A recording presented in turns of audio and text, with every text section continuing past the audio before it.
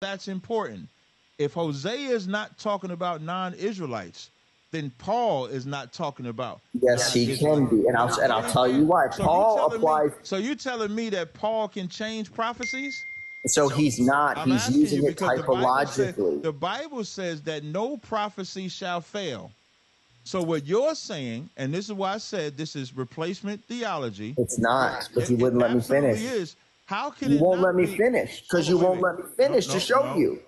You're right. You're right when you say I won't let you finish. Because you're done if I do. That's why. You're done if I do. What you would have to show, you can't. I don't want you to show me anything being fulfilled. I don't want you. You got to understand. You got to understand the argument that you're making. The argument. I know the argument. I'm saying it's typology, and I'm going to prove it if you'll let me. The argument that you're making is that Hosea was talking about one set of people, and Paul is taking Hosea's prophecy and giving it to another set of people.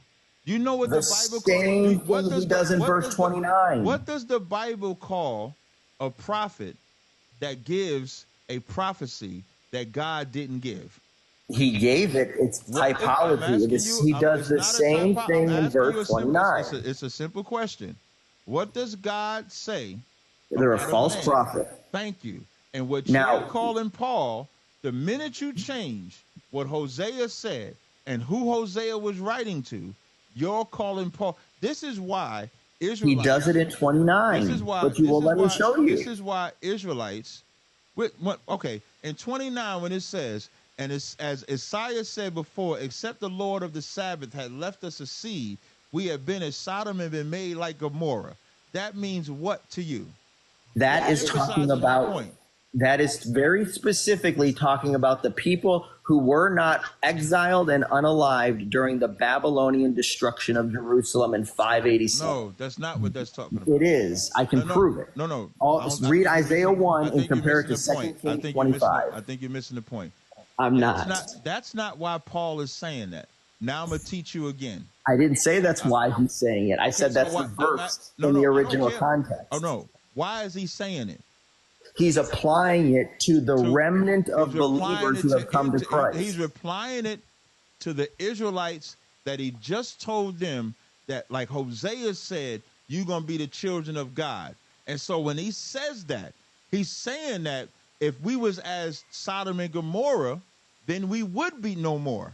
So them Israelites. But is that what Isaiah spoke about? So in the Israelites in Rome that were told they were not the children of God, Paul gives them the verse from Hosea that Hosea said the Israelites in the place where it was said they wasn't going to be called the children of God, there you shall be called the children of God. And then as he keeps reading down, when he says, Isaiah also cried concerning Israel, though the number of the children of Israel be as the sand of the sea, a remnant shall be saved. Why is he saying that? Because he's talking to Israelites.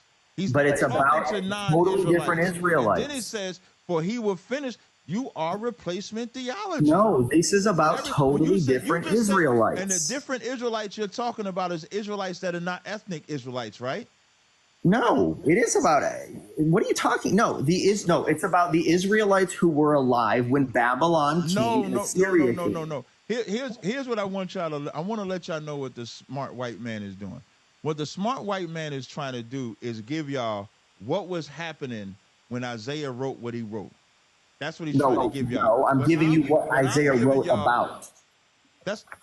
That's what I just said. No, you said what was happening. I'm saying what Isaiah wrote about was the Assyrian and Babylonian destruction. And that's what was happening, right? And Paul applies it typologically. Hold on, slow down. Is that what was happening? Yes or no? Not when he wrote it. No, it happened later. They were prophecies. In 27, when he says, Isaiah also cried concerning Israel, the reason why he's saying cried concerning Israel is because Paul is talking to the Israelites in Rome.